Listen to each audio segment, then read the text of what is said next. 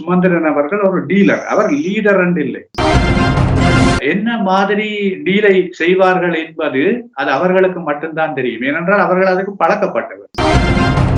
கட்சியில் பலருக்கு தெரியாமல், கட்சிக்கு தலைமைக்கு கூட தெரியாமல் பேசி இருப்பதாக அந்த தரப்பு சொல்கிறது. யாருடன் என்ன பேசினார், என்ன நடந்தது என்பது கூட யாருக்கும் தெரியாது. குடியரசு கட்சியிடம் நாங்கள் முழுமையாக குற்றஞ்சாட்ட முடியாது. பாராளுமன்ற உறுப்பினர் ஸ்ரீதரன், சிரேஷ்ட சட்டத்தரணி KV தவராஜா போன்றவர்கள் வந்து மிக வெளிப்படையாக நிதானமாக தற்பொழுது கதைக்கிறார். KV தவராஜா அவர்கள் பல உள்ளே இருந்த தவறுகளை, குற்றச்சாட்டுகளை வெளியில் கொண்டு வந்தார்.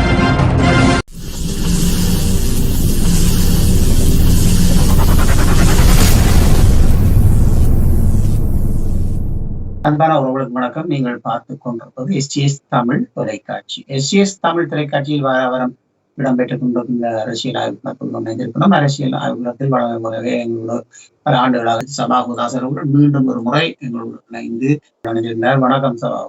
வணக்கம் தேவானா.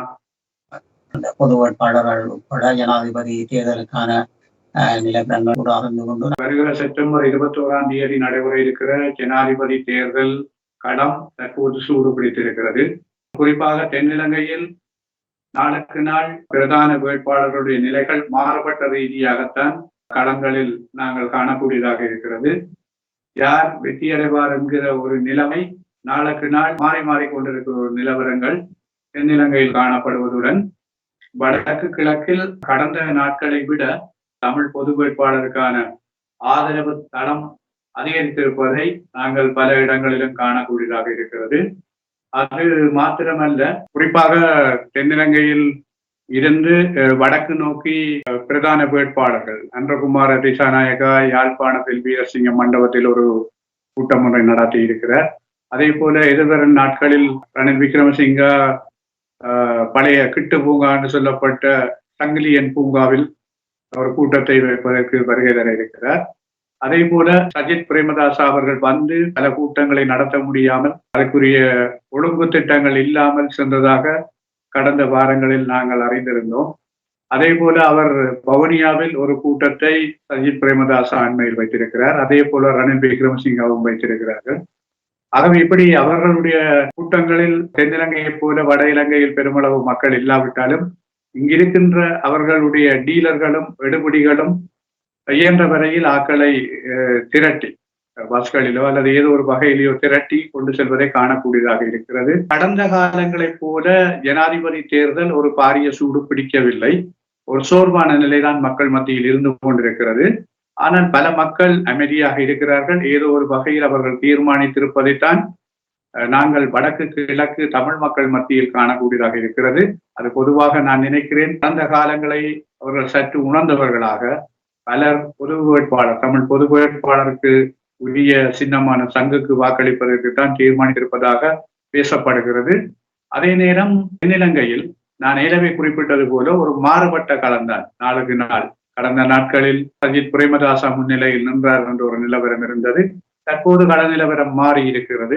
அங்கு பச்சையா நீலமா சிவப்பா என்கிற ஒரு நிலைமைதான் அங்கு மாறி மாறிக்கொண்டிருக்கிறது. நான் நினைக்கிறேன் 15ஆம் திகதிகளை தாண்டுகிற பொழுதுதான் நாங்கள் ஓரளவுக்கு ஏனும் உறுதிபட சொல்ல முடியும் யார் இந்த களத்தில் வெல்லப் போகிறார்கள் என்று. ஆனால் இந்த களத்தை தடுப்பதற்கு எங்களிடம்தான் மிகப்பெரிய பலம் இருக்கிறது.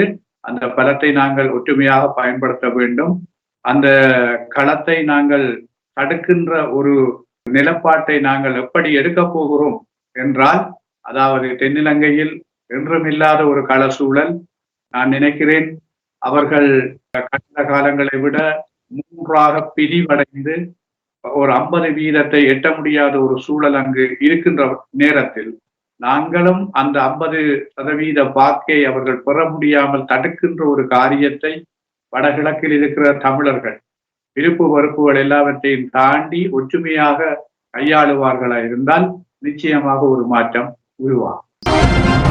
இதுல உண்மையிலே பார்க்க போனால் பொது வேட்பாளருக்கு பல இடங்களில் மக்களின் அனுசரணை இருக்கின்றதும் அது மட்டுமல்லாமல் மக்கள் கூடி சென்று அவர்களும் இணைந்து பிரச்சாரத்துக்கு செல்கின்றார்கள். இது ஒரு மிக சிறப்பான ஒரு விழிப்புணர்வாக இருக்கின்றது அல்லவா தாயத்தை பொறுத்தவரை? நிச்சயமாக தமிழ் மக்களை பொறுத்தவரையில் ஒற்றுமை நிலைப்பாட்டை தாண்டி இனமன்ற வகையில் நியாயமாக சிந்திக்கக்கூடிய ஒரு நிலை இருந்தபடியால் தான் தொடர்ச்சியாக இன ரீதியான போராட்டங்களுக்கும் அவை தொடர்பான நடவடிக்கைகளுக்கும் எங்களுடைய மக்கள் தொடர்ந்து ஆதரவு கொடுத்து வந்திருக்கிறார்கள் கடந்த காலங்களில். அதே போலதான் பொது வேட்பாளர் விடயமும் ஆரம்பத்தில் சலசலப்புகள் இருந்தாலும், ஆனால் இப்பொழுது உறுதியான நிலைமை மக்கள் மத்தியில் உருவாகி இருக்கிறது. அது விரும்பி விரும்பாமலோ தென்னிலங்கை வேட்பாளர்கள் தேர்தல் மேடையில் சொல்லுகிற எந்த ஒரு விடயத்தையும் தமிழ் மக்கள் சார்ந்து அதிகாரத்துக்கு வந்த பிற்பாடு நடைமுறைப்படுத்துவதில்லை.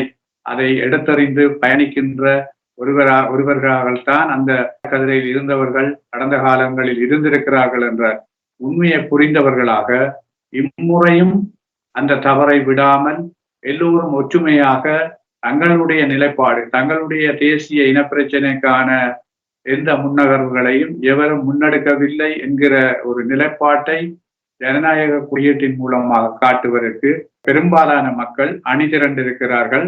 அது வெளிப்படையாக பேரெழுச்சியாக இல்லாவிட்டாலும் ஒவ்வொருவரும் உணர்வு பூர்வமாக சிந்தித்து அதை நடைமுறைப்படுத்த தயாராக இருக்கிறார்கள் என்பதுதான் உண்மையான களநிலம். நாங்கள் உண்மையிலேயே மண் நேசிப்பு, மக்கள் நேசிப்பு, மக்களுக்கான கடைப்பாடு என்ன என்ற இந்த விடயங்களை பார்த்து கொண்டு போவதாக இருந்தால் விடுதலை புலிகள் அன்றைய காலத்திலே கூட்டமைப்பை உருவாக்கி இருந்தது. ஆனால் இன்று பல போராளி குழுக்களும் பல அமைப்புகளுமாக இணைந்து எல்லோரும் சேர்ந்திருக்கின்ற இடத்தில் தமிழ் அரசு கட்சியின் நிலைப்பாடு வேறு கோணத்தில் நிற்கிறதை பற்றி தாயகத்தில் என்ன கதைத்துக் கொள்கிறார்? தமிழரசு கட்சி தற்போது தமிழர்களுடைய அடிப்படை அபிலாசைகளையோ அல்லது தமிழ் மக்களுடைய பிரச்சனைகளையோ ஒரு பொறுப்பு வாய்ந்த கட்சியாக முன்னெடுத்து அதற்கான தீர்வினை பெற்றுக்கொள்ள வேண்டும் என்ற வழித்தடத்திலிருந்து தடம் மாறிவிட்டது என்பதை தமிழ் தாயகத்தில் இருக்கிற மக்கள் தெளிவாக உணர்ந்து விட்டார்கள். அந்த கட்சியில் உள்ளிருப்பவர்கள் இப்பொழுது தங்களுடைய பதவிகளும் தங்களுக்கான சுயலாப நிலைமைகளையும் கட்சிக்கோ தலைமை தாங்கக்கூடிய ஆரோக்கியமான தலைமத்துவத்தையும் வெளிப்படுத்த தவறிவிட்டார்கள் என்ற விடயத்தை மக்கள் தெளிவாக உணர்ந்திருக்கிறார். அதுக்கு அவர்களுடைய செயற்பாடுகளே எடுத்துக்காட்டுகளாக இருக்கு. குறிப்பாக இந்த கட்சியினுடைய மாநாடு, அதன் தெரிவு, அதன் பின்னதான நீதிமன்ற நடவடிக்கைகள், நீதிமன்றத்துக்கு கொண்டு செல்லப்பட்ட விவகாரங்கள், அதன் பிற்பாடு இந்த பொது வேட்பாளர் விவகாரத்தில் ஒன்றிணைவுக்காக பலர் விடுத்த கோரிக்கைகளை அவர்கள் தூக்கி எறிந்த விதம், தற்போது அவர்கள் சஜித் பிரேமதாசாவுக்கு என்ற ஒரு தரப்பு அறிவித்திருக்கிற விவகாரம், அதை தலைவர் அதற்கு காரண காரியங்கள் சொல்லிக் கொண்டிருக்கிற விதம், அதை இன்னொரு தரப்பாக இருக்கிற தரப்பு அதை ஏற்றுக்கொள்ள மாட்டோம் என்று சொல்லுகிற விதம், இவை எல்லாமே மொத்தமாக அந்த கட்சியினுடைய உண்மையான நிலைப்பாட்டை மக்கள் அறிவதற்கு இலகுவாக முடிந்தது மாத்திரமல்ல, மக்கள் இப்பொழுது ஒரு முடிவுக்கு வந்திருக்கிறார்கள். இவர்கள் தமிழ் மக்களினுடைய பிரச்சனையை எந்த வகையிலும் இவர்கள் இனி கையாள தகுதியற்றவர்கள். ஏனென்றால் கட்சியை ஒரு கட்டுக்கோப்பாக வழி நடாத்த தவறியவர்களால் எப்படி இவர்கள் இனத்தை வழி நடத்த போகிறார்கள் அல்லது இனத்துக்கான பிரச்சனையை முன்னெடுத்து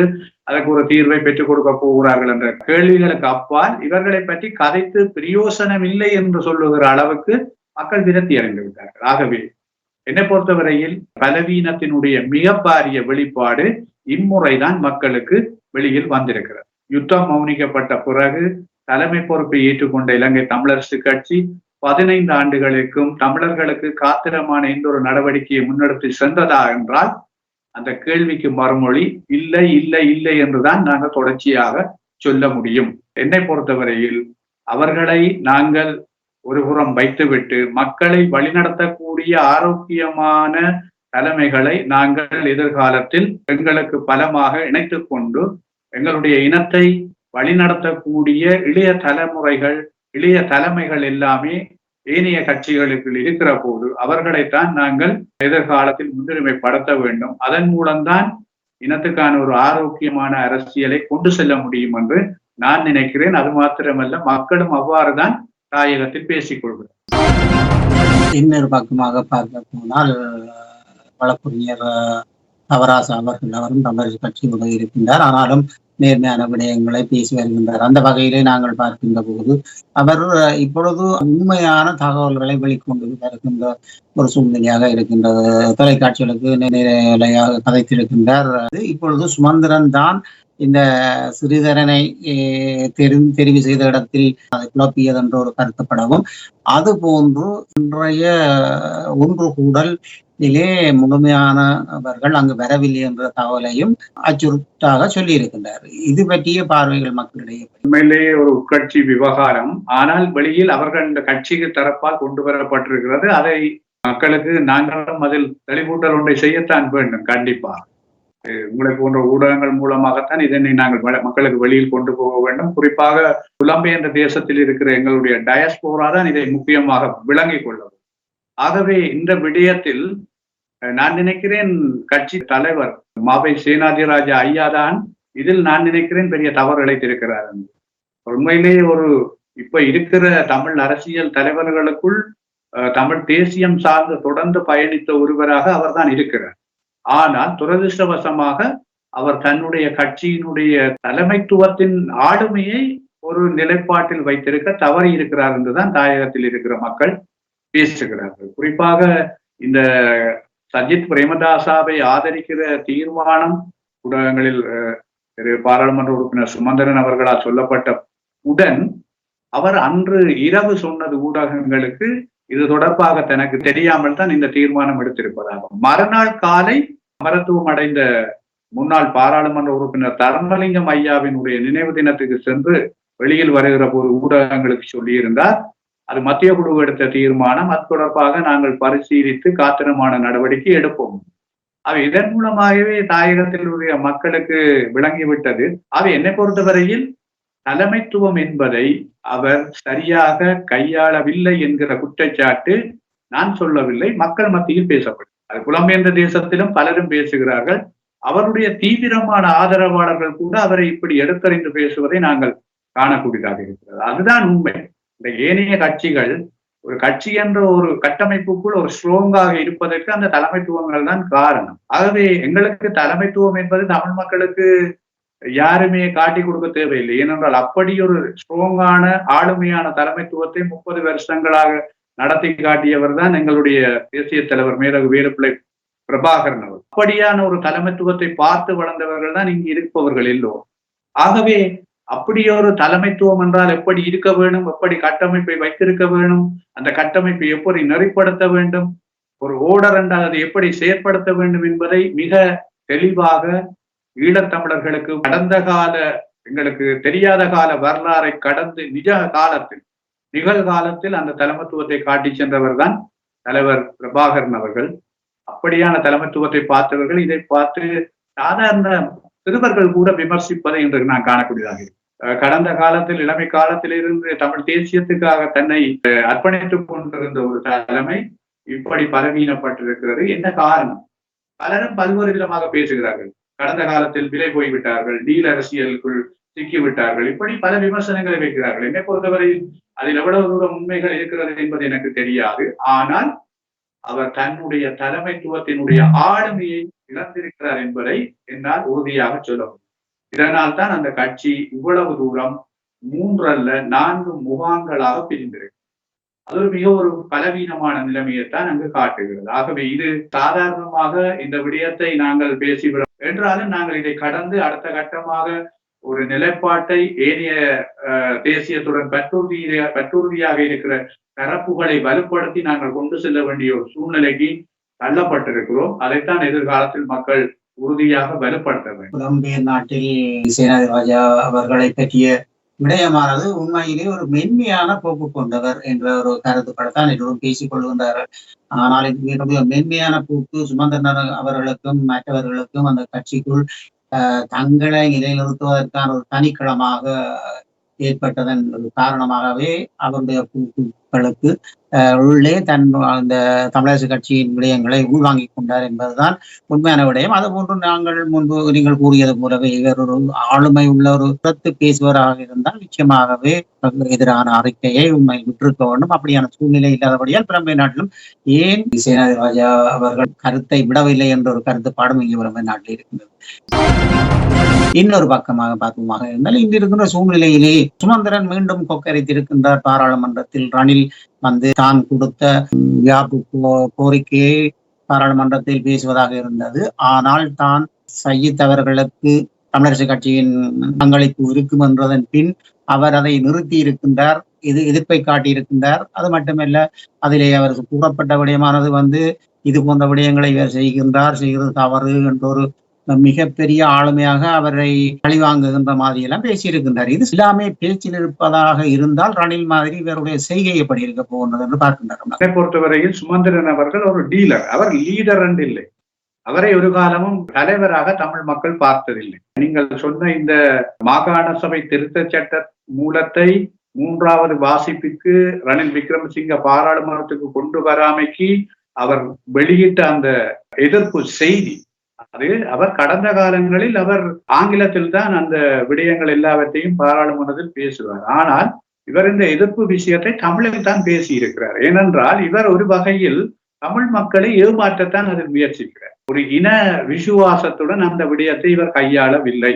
இவர் கையாண்டிருப்பாராக இருந்திருந்தால் அப்படியான சொல்லாடல்களை அவர் அங்கு பயன்படுத்தி இருக்க வேண்டிய தேவை இல்லை. அவர் ரணில் விக்ரமசிங்காவை ஒரு இனவாதி என்று பல தடவை குற்றஞ்சாட்டி பேசியிருந்தார். ஆகவே அதை மாத்திரமல்ல, சஜித் பிரேமதாசாவுக்கும் அவர் ஒரு எச்சரிக்கை கொடுத்திருந்தார். நாங்கள் ஆதரிக்கிறோம், நீங்கள் சொன்ன விடயத்தை செய்யாவிட்டால் நாங்கள் அதற்கு தக்க பதில் கொடுக்க வேண்டி வரும் என்ற வகையிலும் அவருடைய தொனிப்பொருள் அங்கு இருந்தது. இது சாதாரணமாக அரசியலை அவதானிக்கிற ஒவ்வொருவருக்கும் இதை சிரிச்சு கடந்து போபவர்களாகத்தான் இருப்பார். காரணம், இது உண்மையாக ஒரு இனத்தை வழிநடத்தக்கூடிய ஒரு டிப்ளோமேட்டிக், ஒரு ராஜதந்திரம் கொண்ட ஒரு பிரதிநிதி இப்படியாக பேசுவது பேசக்கூடாது. ஏனென்று சொன்னால் இது இந்த நேரத்தில் தேர்தல் காலத்தில் அது சில தரப்புக்கு சாதகமாகவே இருக்கும். நான் நினைக்கிறேன் இவர் ஒரு டீலில் தான் இந்த உரையாடலை செய்திருக்கிறார். இந்த டீல் மூலமாகத்தான் இந்த மாகாண சபை திருத்த சட்ட மூலத்தையும் கொண்டு வந்திருக்கிறார் என்றுதான் நான் நினைக்கிறேன். அதுதான் அங்கு நடந்திருக்கிறது. என்ன மாதிரி டீலை செய்வார்கள் என்பது அது அவர்களுக்கு மட்டும்தான் தெரியும். ஏனென்றால் அவர்கள் அதுக்கு பழக்கப்பட்டவர். அவர்கள் இன்று நேற்று அல்ல, நல்லாட்சி அரசாங்கத்தில் தோளில் கை போட்டு ரணில் விக்ரமசிங்காவுக்கு பாராளுமன்றத்தில் அட்வைஸ் பண்ணி நிழல் அமைச்சராக விமானங்களில் சுற்றி வந்தவர் தான் இந்த சுமந்திரன். அந்த காலத்தில் செய்யக்கூடிய பல விடயங்களை செய்யாமல் ரணில் விக்ரமசிங்காவை காப்பாற்றுவதற்கு அஸ்திரம் போட்டு கொடுத்தவர் தான் இவர். இன்று இவர் கொண்டு நாடகம் ஆடுகிற மாகாண சபை திருத்த சட்டம் மூலம் அப்படி குழப்பம் அடைவதற்கு மூல காரணகர்த்தாவே இந்த சுமந்திரன் தான். இந்த சுமந்திரனின் சம்பந்தனும் அன்றைக்கு நல்லாட்சி அரசாங்க காலத்தில் 2018ஆம் ஆண்டு செப்டம்பர் 23ஆம் தேதி மாகாண சபை கலைகிற போது நீங்கள் உடனடியாக மாகாண சபை அடுத்த தேர்தலை நடத்த வேண்டும் என்று அழுங்குப்பிடியாக நின்றிருந்தால் தேர்தல் நடத்தப்பட்டிருக்கும் இந்தியாவினுடைய அழுத்தத்தின் மூலம். ஆனால் இவர்களே சேர்ந்து விக்னேஸ்வரன் போன்றவர்கள் மீண்டும் மாகாண சபைக்கு வந்து விடுவார்கள். அப்பொழுது எதிர் முகாமுக்கு மாறி இருக்கிறார் விக்னேஸ்வரன். இவர்களுடைய செயற்பாட்டினால் அவர்களுக்கு மக்கள் ஆதரவு இருக்கிறது. மீண்டும் வந்துவிட்டால் தங்களுடைய பலவீனங்கள் வெளிப்பட்டுவிடும் என்ற நோக்கத்தை மட்டும்தான் அவர்கள் குறியாக கொண்டிருந்தார்களே தவிர அவர்கள் இனத்தினுடைய இருப்பும் அதிகாரமும் அதிகாரம் தரப்பில் தொடர்ந்து தென்னிலங்கையின் கைக்கு போகுமாயிருந்தால் பறிபோய்விடும் என்று சிந்திக்கவே இல்லை. அந்த டீலின் மூலமாகத்தான் தேர்தல் முறைமையை மாற்றுவதற்கு அவர்கள் உடன்பட்டார்கள். அது மாத்திரமல்ல, புதிய எல்லை நிர்ணயம் கொண்டு வந்தவுடன் இதில் பிழைகள் இருக்கிறது என்றும் அந்த அறிக்கை தமிழில் வரவில்லை என்றும் சாட்டுப்போக்குகளை சொல்லி இந்த நிலைமை பிந்தல்லை போவதற்கு மிக காரணகர்த்தாவாக இருந்தவர் சுமந்திரன். அதை இன்று பலரும் குற்றம் சாட்டி இருக்கிறார்கள். நாங்கள் இதை ஆரம்பத்தில் இருந்தே குற்றம் சாட்டி வருகிறோம். ஆகவே இப்படியான இந்த நாடகம் இன்று இது தென்னிலங்கையில் இவர் பிரதான வேட்பாளர்களுக்கு அவர் போட்டிருக்கிற டீலின் அடிப்படையில் தான் இந்த நகர்வுகள் நகர்த்தப்படுகிறது.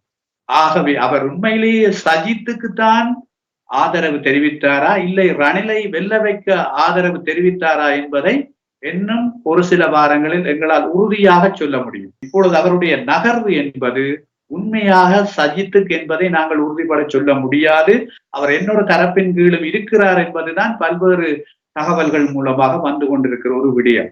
ஆகவே இவர்கள்தான் நாளைக்கு எங்களுடைய மக்களுடைய இனத்தினுடைய உரிமை பிரச்சனையை தீர்க்க போகிற பிரதிநிதிகளா என்பதை எல்லோரும் புரிந்து கொள்ள வேண்டும். இது புரிந்து கொள்ளக்கூடிய ஒரு கால சூழ்நிலையைத்தான் இயற்கை உருவாக்கி இருக்கிறது. அறமும் உண்மையும் ஒருபோதும் தோற்காது என்பதற்கு இப்படியான சந்தர்ப்பங்கள் போலிகளினுடைய முகத்திலேயே கிழிப்பதற்கான ஒரு சந்தர்ப்பமாகத்தான் இது அமைந்திருக்கிறது. வடகிழக்கில் இருக்கிற ஒட்டுமொத்தமான அமைப்புகளும் சிவில் அமைப்புகளும் புலம்பெயர்ந்த தேசத்தில் இருக்கிற உணர்வாளர்களும் அமைப்புகளும் ஒற்றுமையாக ஒரு பொது வேட்பாளர் என்ற ஒரு கோட்டில் வந்து நின்று பிரச்சாரம் செய்கிற போது, கடந்த கால விருப்பு வெறுப்புகள் எல்லாவற்றையும் மறந்து எல்லாரும் ஒன்றாக நிற்கிற போது, வெறுமனே ஒரு தனியாளாக ஒரு பெரிய பாரம்பரிய கட்சியினுடைய ஒரு சிலரை வைத்து துண்டு துண்டாக உடைத்து அந்த துண்டொன்றின் மூலம் நீ சஜித் பிரேமதாசாவை தான் நாங்கள் ஆதரிக்கிறோம் என்று அறிவிக்கிறாய் என்றால் இது எந்த நோக்கத்தில் நகர்த்தப்படுகிறது என்பதை ஒவ்வொரு தமிழ் மக்களும் உணர்ந்து கொள்வதன் மூலம்தான் நாங்கள் இத்துடன் இப்படியான புல்லுருவிகளையும் டீலர்களையும் நாங்கள் நிறுத்த முடியும். இல்லை என்றால் இவர்களை போன்ற இன்னும் பலர் இவர்களுக்குள்ளாலே ஊடுருவி கொண்டிருப்பார்கள். ஆகவே இது நான் நினைக்கிறேன் எங்களுடைய போராட்டத்தில் பல ஆயிரக்கணக்கான மாவீரர்களுடைய தியாகம், எண்ணற்ற மக்களினுடைய அந்த அப்பாவி மக்களினுடைய படுகொலை, அந்த ஆத்மாக்களினுடைய அந்த தியாகம், அவை ஒட்டுமொத்தமாகத்தான் இப்படியான சந்தர்ப்பங்களில் இந்த இனத்துக்கான பிழையான வழிநடத்தலையும் இனத்தை வைத்து பிழைக்கின்ற பிழைப்பாளிகளையும் வெளிக்காட்டுகிற ஒரு சந்தர்ப்பமாக இருந்திருக்கு.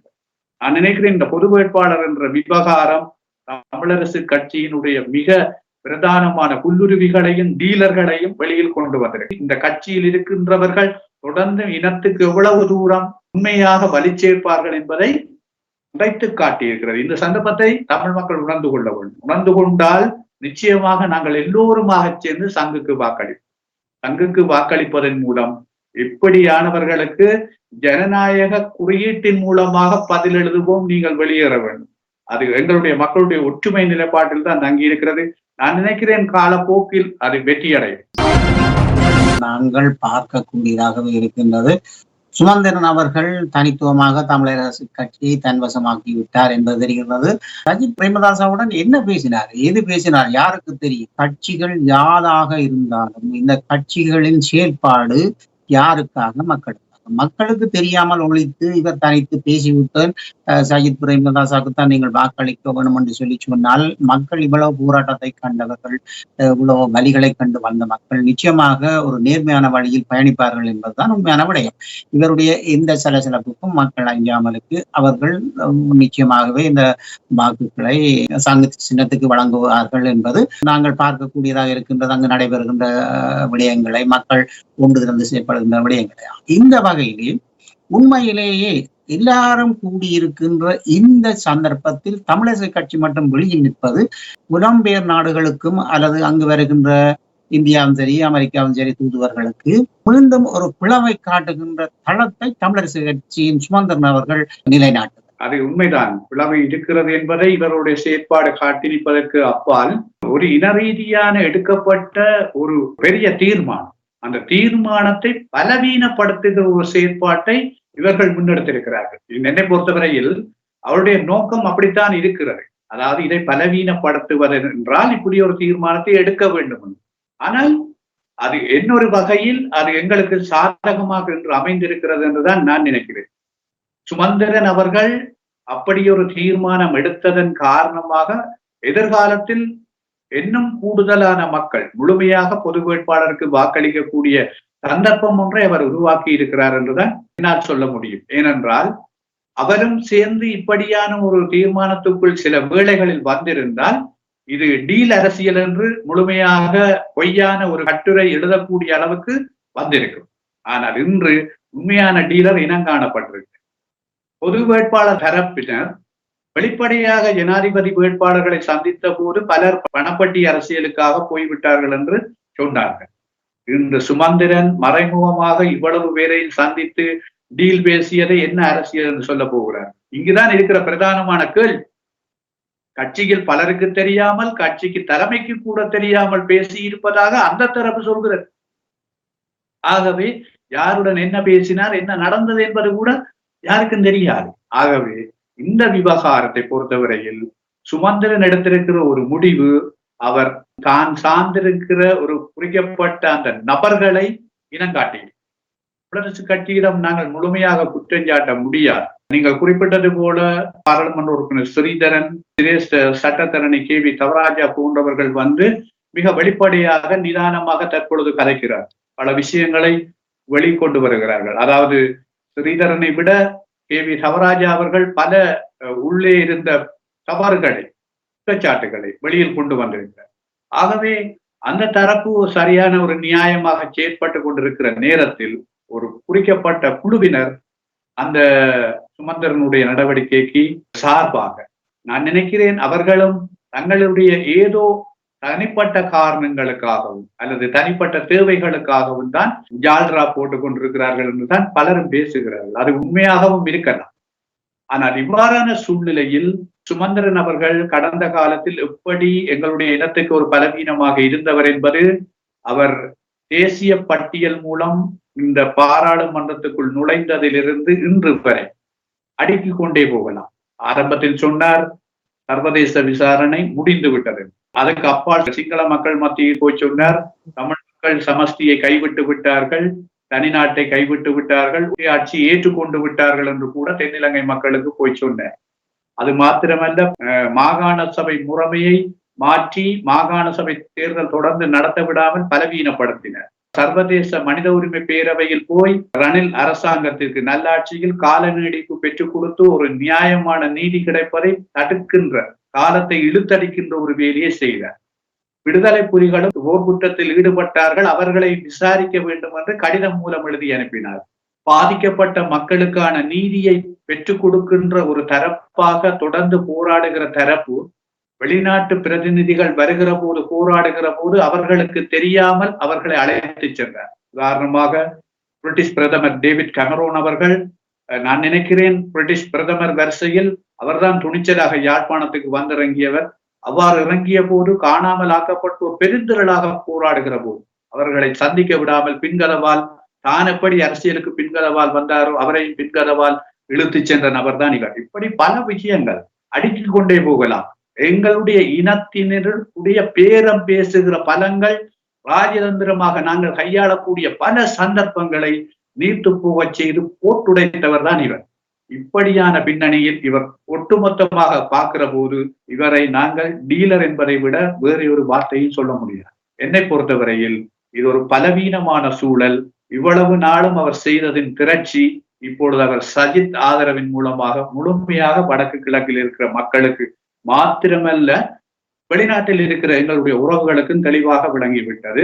ஆகவே எதிர்காலம் என்னை பொறுத்தவரையில் இவர்களை ஒருபுறம் ஒதுக்கி வைத்துவிட்டு ஆரோக்கியமான அரசியலை கொண்டு செல்லக்கூடிய தரப்புகளை ஆதரிப்பதுதான் பொருத்தப்பாடாக இருக்கும் என்று நான் உண்மையிலேயே பல விடயங்களை பேசியிருந்தாலும் இந்த விடயத்தில் முழுமையாக எங்களுக்குள் என்ன பிரச்சனை, எங்களுடைய நிலைப்பாடு என்ன என்பதை நாங்கள் பேசிக்கொள்ள வேண்டிய ஒரு காலகட்டமாக இந்த காலகட்டம் இருந்திருக்கிறது.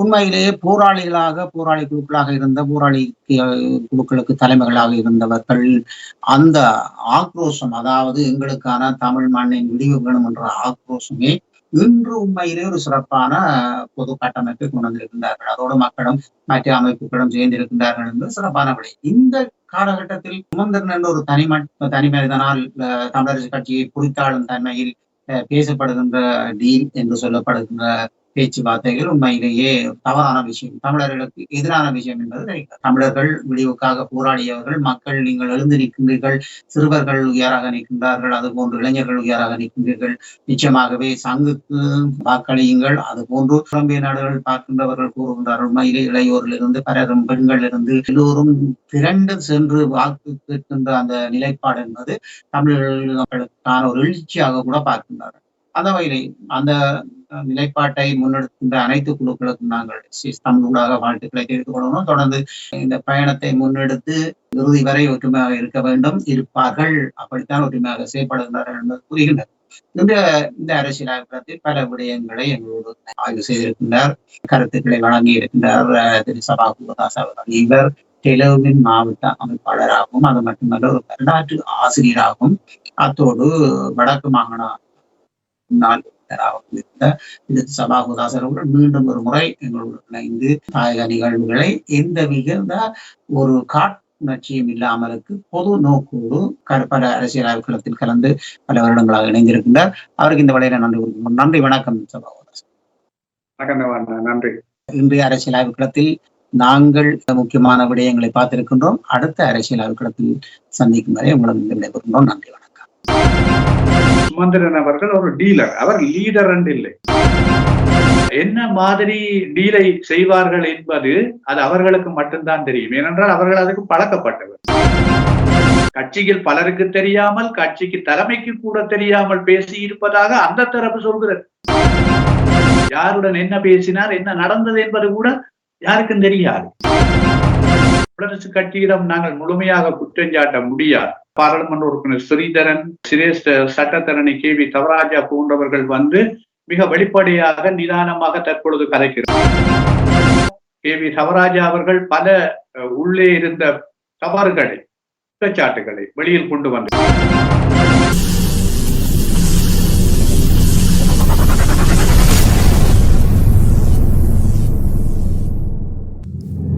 அரசியல் ஆய்வுக்களம். உண்மையோடு தமிழர்களின் உரிமை காக்க உரசிவிடும் தீக்குச்சி என தன்னை நிலைநிறுத்தி தமிழரின் அரசியல் பேசும் களமாக உங்களை தேடி வருகிறது அரசியல் ஆய்வுக்களம். அரசியல் ஆய்வுக்களம்.